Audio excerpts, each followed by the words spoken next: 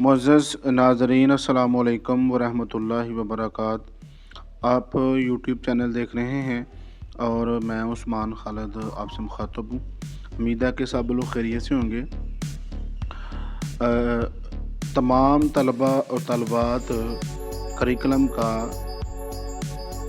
Page number 8 और उसमें chapter number 7 और जिसका उन्वान है MS एक्सेल 2013 और उसमें जो आज हम टॉपिक पढ़ने जा रहे हैं वो थर्ड लास्ट टॉपिक है, टॉपिक नंबर 21 सेल रेफरेंस। कि सेल रेफरेंस क्या होता है, इसका एक्सेल के अंदर क्या इस्तेमाल है, क्या रोल है, क्या किरदार है, वो आज हम इंशाल्लाह देखेंगे। तो हम अब अपनी जो है वो स्क्रीन की तरफ चलते हैं कि सेल रेफरेंस का इस्तेमाल क्या है। तो जी नाज़रीन, अगर हम सेल रेफरेंसेस की बात करें तो एक्सेल के अंदर दो तरह के सेल रेफरेंसेस होते हैं। एक को हम कहते हैं एब्सोल्यूट सेल रेफरेंस और एक को हम कहते हैं रिलेटिव सेल रेफरेंस। ठीक है जी। तो अब हम बारी बारी इन दोनों सेल रेफरेंसेस को समझने की कोशिश करते हैं।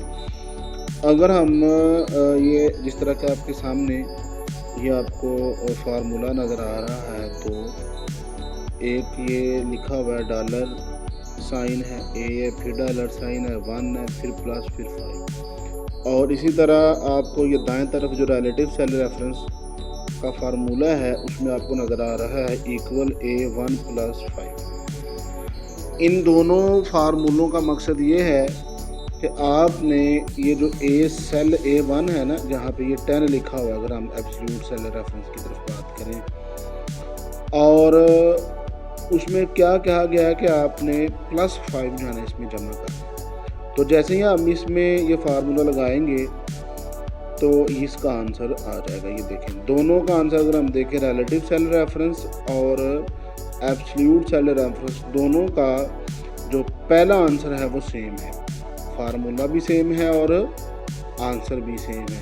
फार्मूले में फ़र्क ये है कि यहाँ पे जो ए के साथ भी डॉलर साइन है और 1 के साथ भी डॉलर साइन है, लेकिन जो रिलेटिव सेल रेफरेंस है उसमें डॉलर साइन नहीं है। यही फ़र्क है। तो जैसे हम रिलेटिव सेल रेफरेंस की बात करेंगे और इसमें ये जो आंसर आया और ये जो इसको हम ड्रैग करेंगे, तो ये देखिए 15 के बाद आ गया 14, 14 के बाद आ गया 13, 13 के बाद आ गया 12, 12 के बाद आ गया 11। यानी कि क्या हुआ है कि 10 में 5 जमा हुआ है, फिर 9 में 5 जमा हुआ है तो 14 आ गया, फिर 8 में 5 जमा हुआ है 13 आ गया, फिर 7 में जमा 5 हुआ है 12 आ गया, और 6 में जमा 5 हुआ है 11 आ गया। लेकिन अगर हम इस तरफ देखें तो यहाँ पे कोई तब्दीली नहीं है, सेम ही जवाब आ रहा है। 10 इसके आगे भी सेम जवाब आ रहा है, 9 के आगे भी, 8 के आगे भी, 7 के आगे भी और 6 के आगे भी। फ़र्क ये है कि अब इसने क्या किया है कि इसने A1 के को पाबंद कर दिया कि इसमें ही 5 जमा होना है। ठीक है। बाकी जो सेल्स हैं वो एड्रेस चेंज नहीं होंगे और इसमें ये 5 जमा होता जाएगा। लेकिन जो रिलेटिव सेल रेफरेंस है ना, उसमें सेल एड्रेसेस भी चेंज होंगे और उसका जो आंसर है उसमें भी चेंज होंगे। ठीक है जी। हालांकि इधर भी 15 आना चाहिए था ना 9 के आगे, लेकिन नहीं आया। क्यों? कि सेल रेफरेंस अब A2 हो गया, A1 की जगह क्या हो गया A2। तो इस तरह इसमें जमा 5 हो गया जमा। तो इस तरह ये एब्सोल्यूट सेल रेफरेंस और रिलेटिव सेल रेफरेंस का फ़र्क ये है कि जब ये फार्मूले में यूज़ होते हैं ना, तो सेल रेफरेंस एब्सोल्यूट में चेंज नहीं होता और रिलेटिव सेल रेफरेंस जो है फार्मूले में चेंज हो जाता है जब हम फार्मूले को दूसरे सेल्स के अंदर कॉपी करते हैं। ठीक है जी।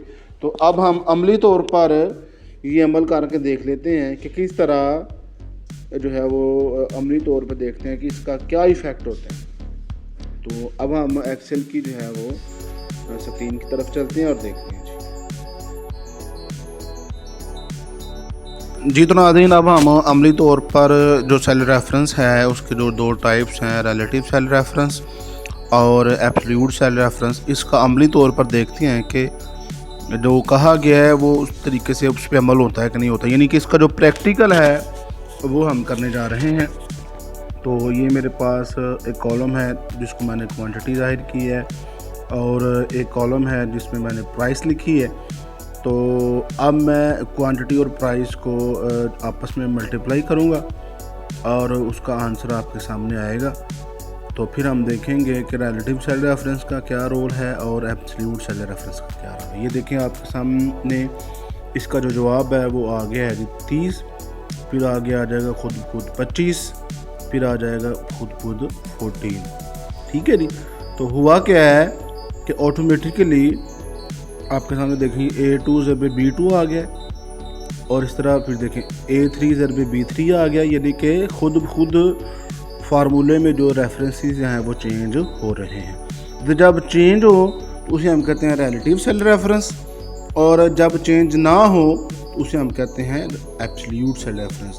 तो बाज़ मौक़ों पर हमें जो है वो एब्सोल्यूट सेल रेफरेंस की बात करनी पड़ती है, उससे काम करना पड़ता है। जिस तरह के हम चाह रहे हैं कि ये देखें, ये वही है क्वांटिटी और प्राइस, जितना इक्वल, फिर सेल रेफरेंस, ये आपके सामने जिस तरह के ये A4, और उसके बाद जिस सेल रेफरेंस को आपने एब्सोल्यूट करना है, यानी कि आप कह रहे हैं चाह रहे हैं कि वो चेंज ना हो, तो उसके लिए आपने पहले डॉलर साइन लगाना है और फिर उस सेल का जो कॉलम है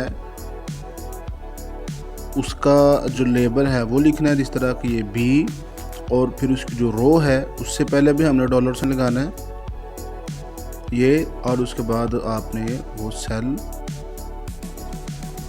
का जो है वो आपने रो बतानी है। तो देखें इस तरह, ये देखें आपके सामने उसका आंसर आ चुका है।